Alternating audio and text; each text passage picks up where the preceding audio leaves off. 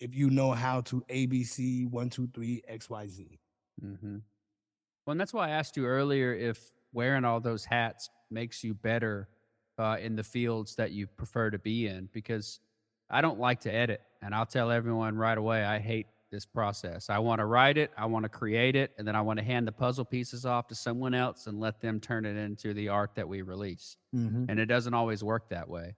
And Right. having to sit down and force myself to edit and at the end of the day fix all of my production screw ups, it it it ended up helping me on set because I already know, no, no, no, no, no, I can't fix this in post. We have to Right. get it right now. Mhm. There's an ongoing joke, probably from the beginning of film, with crew members is, it's okay, we'll fix it in post. Now, some things you cannot fix in post. Yep. Yep. And being in post and learning post has helped me avoid those errors in production. Now, Uh, what part of editing do you not like? All of it? I actually love the audio side of post production. Mhm. I enjoy that a lot. But the sitting down and compiling all the shots and putting them in the order, it's just I've already done that. I was there. I got to see it. And now that I'm tying them all together, it's so boring for me. I struggle to focus on it and get it done. Yeah. And so I'll sit down and spend hours on one shot because I didn't get it right, and now I've got to make it right. And at the end of the day, I've really done absolutely nothing. And so then tomorrow I'll do the same thing, and it'll take forever to get Yeah. through it. That's why I like to give it to someone else, because I'm so tied to it. And if I don't like what I shot, then I'm not going to like how it ties to the next shot, and just spend forever trying to fix it, and it doesn't ever work. Well, sometimes you just have to eventually get over it, but Yeah. that's the hard Yeah. part. That's the hard part. But it's helped me on set, Uh-huh. But I do love the ADR stuff, man. My first time doing ADR was right after I graduated, but I shot a film. One of the students who was a year behind me was on that project. Now, what is ADR for the people that's watching that aren't in the business? It's a automated dialogue replacement. Uh-huh. I think that's what it's called. And it's where you go in and re-record audio for something that you have filmed. Okay. Like in a movie, if you're outside and there's a lot of trains running in the background and you're shooting at a train station, you just can't. I mean, you could pay to shut the entire train station down, Right. but if you want trains moving in the background and you don't have the budget for CGI and fake all those trains, then they're going to produce a lot of noise. And Right. so you're going to record all that dialogue, but then you're going to have to figure out how to cut all the train sounds out. And that's tough. Yeah. So what they'll do is they'll just record it, and they'll hook up the mics. They'll do it all just like they would everywhere else, and they'll let all the noise in the background happen. And then they'll go to a recording studio, very much like what a musician would use, and put on screen the video, and then have them re-record the audio. Hmm. And that is also tough. Yeah. It's very difficult to recreate that moment that you had on set. I have learned. In the moment, an actor will just shine, and it's beautiful, and the audio sucks. Not their performance, but your capturing of it is just terrible. And so you'll go back to a studio and you'll bring them in and say, okay, say this just like you did there. Right. That doesn't work. I mean, you find a way to make it kind of sort of work, but it doesn't work. A lot of times watching movies, I ruin a lot of people with movies because I notice things, Right. and I want to talk about it, and then they start to notice things. So like my wife is now able to determine when someone has ADR'd a movie, and it drives her crazy. She's like, she'll pause it and go, is this an ADR recording? And I'm like, I think so. Because you can tell, you can just always tell. It's not natural. And some actors are really good at it. But the ones that aren't good at it, you can just see it. Once you figure it out, you can just see it every time. And it sucks. It sucks. But it's fun. It's actually fun to be in the studio and coaching them through to try to recapture that moment. And it's just you and them. And so before you had the cast, you had the crew, they were performing and doing their Hmm. theatrical crap, and now that's just them standing in a booth with a microphone, and you're trying to, you know, bring that bring that star back. And Hmm. you know, sometimes you can be in there for 10 minutes or 10 hours. But it's really interesting. It's a Yeah. lot of fun. I remember the first film that you sent me where you said, I did all the audio in post. Yeah. Yeah. I was so impressed. Oh, Because thanks. you had I remember the footsteps and shit, how you could hear the footsteps and this, that, and another. I had never really heard sound from your films the way that it was uh conveyed in that film. And I was like, damn, like ice cubes hitting the glass and shit. I remember all that shit. Like it was like, yo, Brandon stepped his game up tremendously with this, man. Yeah, it's like I remember watching a behind the scenes Mhm. disc on. I don't even remember the movie now. Anytime I would buy a disc, which it's very rare to even do that now, I Right. had to buy that 2 discs because I would watch the second disc before I even cared to watch the first one. And I remember watching, it might have even been Lord of the Rings. I don't remember, but this guy was in. It looked like like your studio on Carmack. Like he's just in the room, he's in the booth, and there's just crap everywhere. It did not look like your studio was clean. Right. This one had junk. It had like half car doors, tiny windows, like glass bottles that were broken. And he's watching the movie on a projection screen and he's reenacting everything. And somebody's walking through the forest and he's got like this thing where he's tapping that kind of makes it sound like a footprint, you know?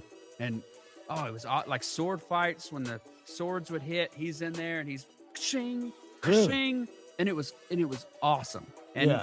coming from working with you guys in Evolution and going to, I'm not even like on the album, but I'm just sitting in there listening to you guys record and watching the process to then seeing how people do this in films. And Mhm. it was like, I can do this. And so my last house, once I got my own little studio in there, it was time to turn it up. Yeah.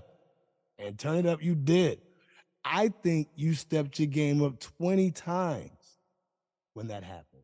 Oh wow. You Yeah. got so much better. And people that watch my stuff, they always compliment how well you put together the visuals. Like your thought process on like, for example, you will shoot like when we did the Roots video.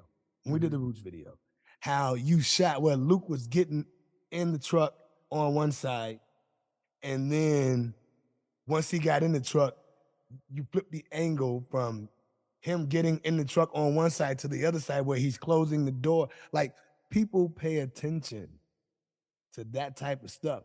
And a lot of times, in my opinion, that's what separates you from like the average videographer.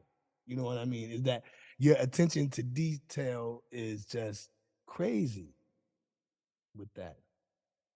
And Thank I'll you. agree with you. Post production is probably the hardest process in the creative process. Oh yeah. You know what I mean? Because everything has to be right. Yeah. And a lot of times I'll pick my brain, man, and my hair is turning gray and falling out simply because I don't know how to get that background vocal to blend with the lead vocal, to blend with the music in the background. And I'm sitting there for days and days and days and days and days, just trying to figure it out, you know. But it's also the most fun for me because it is the most challenging. I'm a creative guy anyway. You know what I mean? So going in, recording a song, writing a song, producing a song, I've been doing that part for so long to where it's like second nature Hmm. as far as that's concerned. But the post production, I haven't been doing it as long as I've been on the microphone side of things. So it's challenging, and I don't always get it right. You know, so I have to kind of step away from it for a day or two or 6 hours or whatever the case may be and figure out how can I make this work. So I understand what you're saying when you say how you don't like to edit and editing's not your favorite part of it, because that part of it for me is the most challenging. It's very challenging. Yeah. You know, I describe it as a puzzle without all the pieces. Like if you go out and you buy 1,000 piece puzzle and you end up with 995 pieces and the other five are not even the right pieces, how are you going to finish this puzzle? That's editing, Right. you know. So But how do you normally do it? that's kind of what made sound editing enjoyment, Mhm. because there are no puzzle pieces for that. I have to make them. Yeah. And it brings that creative aspect to the post side, because when I'm just editing, and like, we take the Roots video, we shot all the footage, we sat down, started going through it and cutting it up, and there's some scenes where uh, the sun was overexposed, Mhm. and I'm trying to figure out what to do with it, and I'm trying to color match it, and I just can't get it to line up with any of the other shots, but we need something else to cut to. A lot of times when I'm editing and I come across this stuff, I can't just go back out and reshoot it. Right. You know, I can't just call Luke up and go, "Hey man, I'm 4 hours away. I'm coming right now. We got to reshoot this." Right. If he lived down the street, that'd be a different story. Mhm. And even then, with other non-music video productions, just scripts that I've written, it's hard to get everybody back together Yep. for this one shot. Mhm. Everything works, Mhm. but this one doesn't, and we kind of have to have it. And so you just spend all that time trying to figure out how to make it work. And sometimes the sound can cover it up, Yeah. because yeah, because if you can figure out a way to incorporate some noise, and you don't need that shot to last as long. Sometimes I've found that, at least for me, it takes my attention off of what's wrong with the shot, because there's Mhm. something new that I have to hear. And by the time I'm back to paying attention to what's on the screen, I've already changed. So I used that with Luke's video for that Mhm. shots or those shots that were overexposed. I started adding stuff in the background, and then I tried to cut away quickly. So by the time you realize what you're looking at, we're already on to the next shot. Gotcha. And Gotcha. I try to hide that imperfection. Sometimes it works, sometimes it doesn't. Yeah. But you know, those are some of the tricks that I've tried to uh, get away with post production. Anyway, you know. Yeah. I had that similar situation here recently with I'm doing a project with my uncle right Hmm. now, and we used his children's choir from his church. My uncle's a pastor, and we used his children's choir as for background singers um, on this one particular record. Now these children, their ages ranged anywhere from 4 years old to maybe 22, 23 year old kids, and the younger kids, don't have any real vocal training. So some children are louder than others, some are off key and stuff like that. The guys, God bless them, the guys, man, it was almost like none of them sang on key. So so I'm like, I get the record home, and the last thing I wanted to do was disappoint my uncle. You know what I mean? So and I'm thinking, I sat with it for a couple of days, just listening and like, how in the world am I gonna fix this? Like, how am I gonna do it? So what I did was I got my daughter involved. She's 10 and she has the voice of a child. So where the imperfections were, I got her in and I she sang where the children's choir, where they were lacking, she was able to fill in the gaps. You know what I mean? And fix things. Uh the guys section, I got my neighbor. He's like a theater type of stage, Broadway type singer. You know what I mean? But he has a great voice. You know what I mean? So I got him and myself. We did the background vocals for the guys and just kind of filled in the gaps. You know what I mean? Um, Fake it till you make it. Put up a whole bunch of reverb on it and and made it happen. Now, some of the children didn't make the cut Right. as a result of it. You know what I mean? And I felt horrible about that, but I didn't know how to utilize all those voices and make it work. So, you just kind of improvise and figure it out until you make it work. Now, I would never tell those children I didn't use your vocals if they. Well, Am right. yeah, absolutely. You Yeah. didn't hear yourself. You didn't Right. hear yourself. I can hear you right now. Right. But I had to really dig deep Right. to make this record work, man, and it was challenging and almost to the point to where I just didn't want to make that phone call to my uncle. I just did not want to disappoint him. So I was going through every scenario that I possibly could before I was like, look, man. And it was a lot of children. So like you said, getting people back together again to recreate whatever, that was not gonna, I know it had to have been at least 20 of them. You know what I mean? So Jeez. to get that many children back together to do this again, when after about 3 or 4 takes, they were already over it. Right. You know what I mean? So it was like, yo, I can't do that. There's no way. There's no way. So we made it work. You know what I mean? We made it work. And I guess that's kind of like our job, as producers, to figure out how to make it work. You use sound to cover or hide the imperfections in the visuals.